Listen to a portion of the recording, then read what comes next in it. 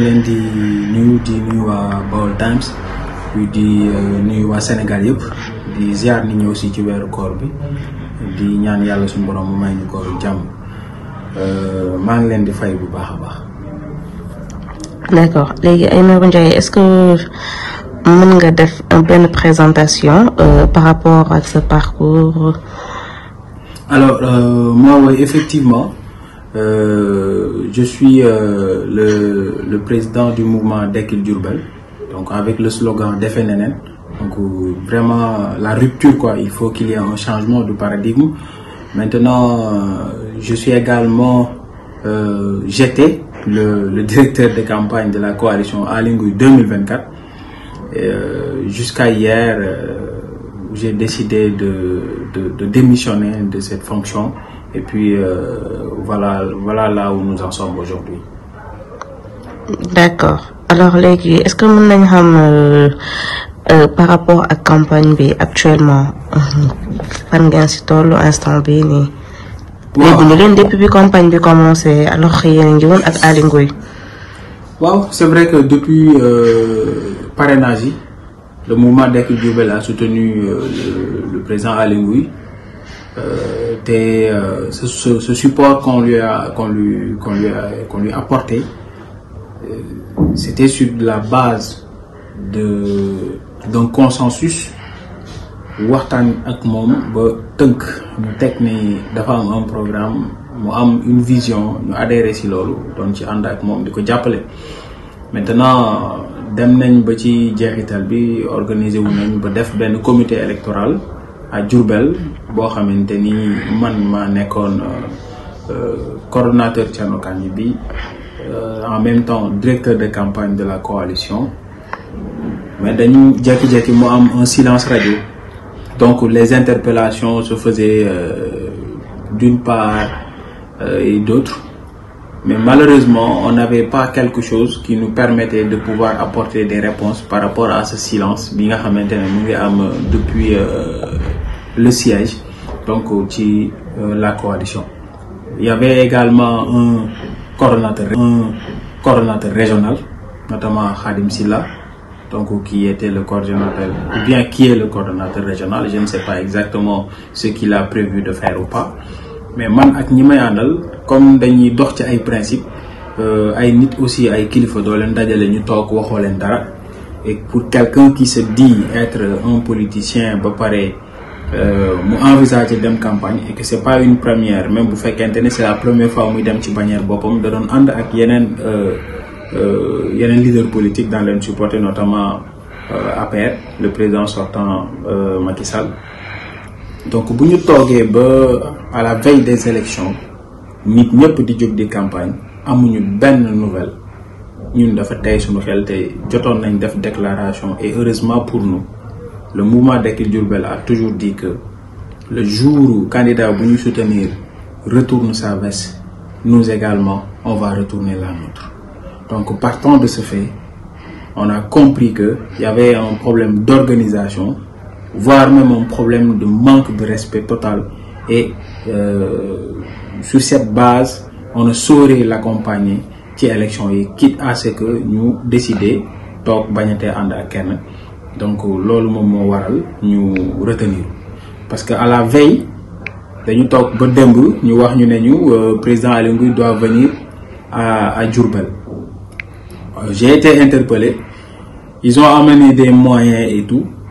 on n'a pas pris part parce que pour aviser aussi population bi ñu xam ne du ay problème mu xaalis, parce que bu doon loolu on allait prendre les moyens et puis aller faire comme beaucoup de personnes, utiliser xaalisu jàmbur, nekk ñu ci naxante boobu noonu. Donc koo xamante ni envisager wuñu ànd ak yow ci sérieux duñu laal sa alal parce que soxla wuñ ko, amuñu soxla, yàlla suñu borom seetaanuñu, mais ñi ñu àndal aussi c'est des personnes yoo xamante ne nii dafa am lu ñu gëm gis ko ci ñun, te nous avons une ambition politique locale boo xamante ni mënuñu ko bafouer pour une raison ou une autre. Donc bu ñu bàyyee ba veille bi donc ñu informer ñu ne ñu alors da ngeen war a président Aly Ngouille daf fi war a ñëw, ma leen non, nous on ne peut pas le recevoir, on ne peut pas l'accueillir, parce que en tant que directeur de campagne bu fekkente ne aucune information nous a été donnée en amont, même s'il y a eu un contentieux entre lui et le coordonnateur régional, je ne sais pas, en tout cas c'est des rumeurs, le reste de la coalition, parce que nous les gens ont foi en nous parce qu'on leur a présenté un programme bo xamanteni dal na sen xel ñu won len ay attitude ak ay aptitude yu tax ñom ñuy top. Donc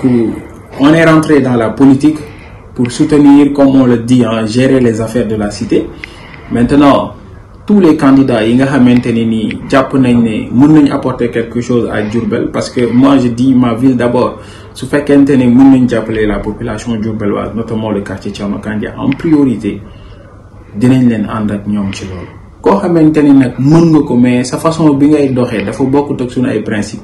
duñu ànd ak yow ci loolu. Donc voilà ce qui a fait que on a refusé d'aller accueillir le président Aly Ngouille bi nga xamante ni dafa war a ñëw Diourbel, et c'est important de faire une déclaration pour dire à tout le monde que demain lu ci mënti xew, que ça soit un succès ou un échec, en tout cas le mouvement Dekki Diourbel à la tête Papa Aymérou Ndiaye, ce mouvement s'est retiré en tant qu'allié dans la coalition Aly Ngouille 2024. Wow, c'est vrai qu'il y a d'autres leaders qui se sont rapprochés de nous. On a eu à échanger avec eux, waxtaan nañ ci, et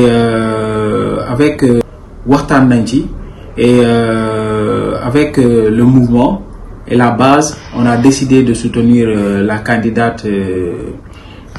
Anta Babacar Ngom, et puis qui a déjà une base politique à Diourbel, et on va juste renforcer cette base parce qu'on a lu son programme, qui est un programme, pour moi en tout cas on a été convaincu par son programme,